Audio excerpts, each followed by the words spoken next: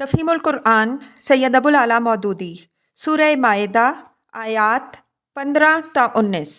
اعوذ باللہ من الشیطان الرجیم بسم اللہ الرحمن الرحیم۔ یا اہل الکتاب قد جاءکم رسولنا یبین لکم کثیرا مما کنتم تخفون من الکتاب۔ ترجمہ: اے اہل کتاب، ہمارا رسول تمہارے پاس آ گیا ہے جو کتاب الہی کی بہت سی ان باتوں کو تمہارے سامنے کھول رہا ہے جن پر تم پردہ کرتے ہو۔ وَيَعْفُو عَنْ كَثِيرٍ۔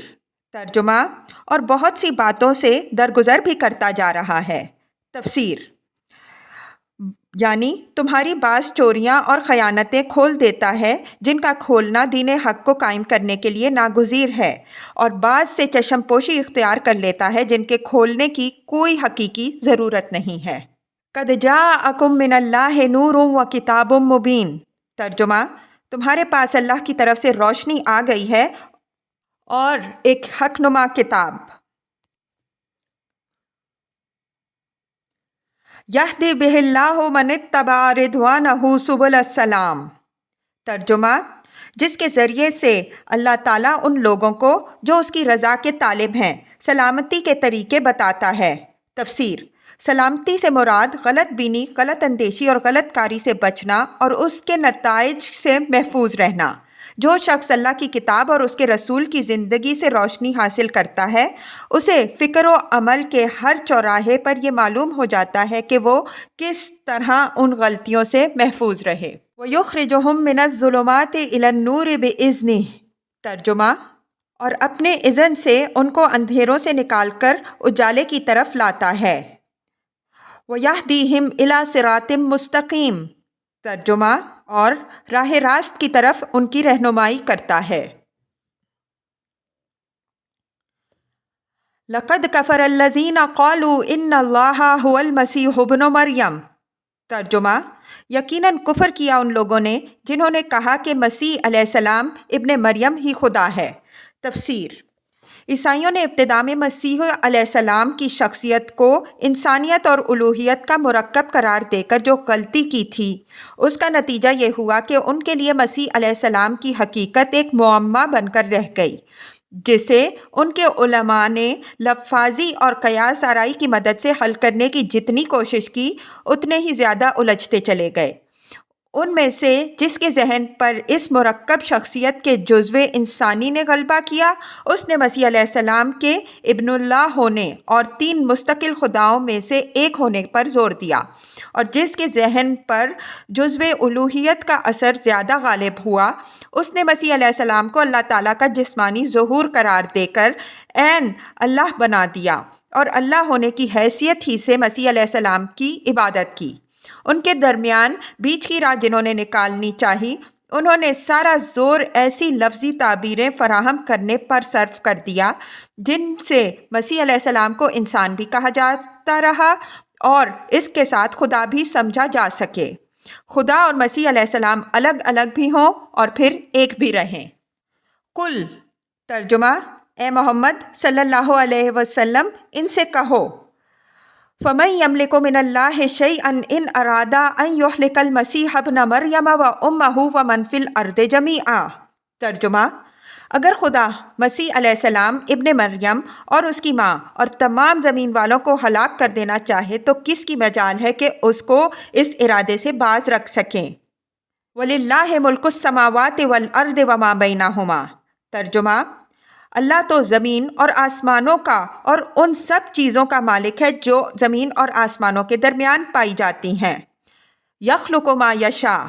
ترجمہ: جو کچھ چاہتا ہے پیدا کرتا ہے۔ تفسیر: اس فقرے میں ایک لطیف اشارہ ہے اس کی طرف کہ محض مسیح علیہ السلام کی اعجازی پیدائش اور ان کے اخلاقی کمالات اور محسوس معجزات کو دیکھ کر جو لوگ اس دھوکے میں پڑ گئے کہ مسیح علیہ السلام ہی خدا ہے اور در حقیقت نہایت نادان ہیں۔ مسیح علیہ السلام تو اللہ کے بے شمار عجائب تخلیق میں سے محض ایک نمونہ ہے جسے دیکھ کر ان ضعیف البصر لوگوں کی نگاہیں چندھیا گئیں۔ اگر ان لوگوں کی نگاہ کچھ وسیع ہوتی تو انہیں نظر آتا کہ اللہ نے اپنی تخلیق کے اس سے بھی زیادہ حیرت انگیز نمونے پیش کیے ہیں اور اس کی قدرت کسی حد کے اندر محدود نہیں ہے۔ پس یہ بڑی بے دانشی ہے کہ مخلوق کے کمالات کو دیکھ کر اسی پر خالق ہونے کا گمان کر لیا جائے۔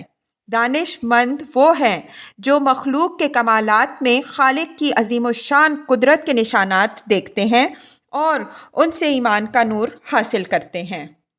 واللہ علی کل شیء قدیر، ترجمہ، اور اس کی قدرت ہر چیز پر حاوی ہے۔ وقالت الیہود والنصارى نحن ابناء اللہ واحباؤہ، ترجمہ، یہود اور نصارہ کہتے ہیں کہ ہم اللہ کے بیٹے اور اس کے چہیتے ہیں۔ قل فلم یعذبکم بذنوبکم، ترجمہ، ان سے پوچھو پھر وہ تمہارے گناہوں پر تمہیں سزا کیوں دیتا ہے؟ بل انتم بشر ممن خلق، ترجمہ، در حقیقت تم بھی ویسے ہی انسان ہو جیسے اور انسان خدا نے پیدا کیے ہیں۔ یغفر لمن یشاء ویعذب من یشاء، ترجمہ، وہ جسے چاہتا ہے معاف کرتا ہے اور جسے چاہتا ہے سزا دیتا ہے۔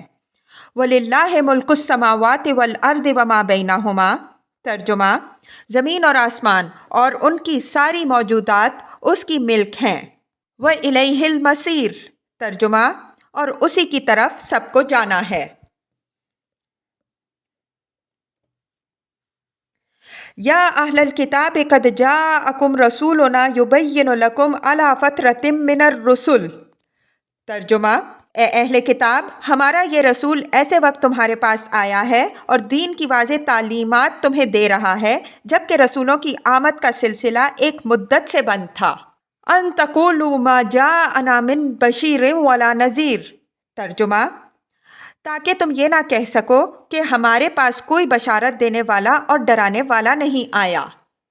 فقد جاءکم بشیر و نذیر، ترجمہ، سو دیکھو اب وہ بشارت دینے والا اور ڈرانے والا آ گیا۔ واللہ علی کل شیء قدیر، ترجمہ، اور اللہ ہر چیز پر قادر ہے۔ تفسیر، اس موقع پر یہ فقرہ نہایت بلیغ و لطیف ہے۔ اس کا مطلب یہ بھی ہے کہ جو خدا پہلے بشارت دینے والے اور ڈرانے والے بھیجنے پر قادر تھا، اسی نے محمد صلی اللہ علیہ وسلم کو اس خدمت پر مامور کیا ہے اور وہ ایسا کرنے پر قادر تھا۔ دوسرا مطلب یہ ہے کہ اگر تم نے اس بشیر و نذیر کی بات نہ مانی تو یاد رکھو کہ خدا قادر و توانا ہے، ہر سزا جو وہ تمہیں دینا چاہے بلا مزاحمت دے سکتا ہے۔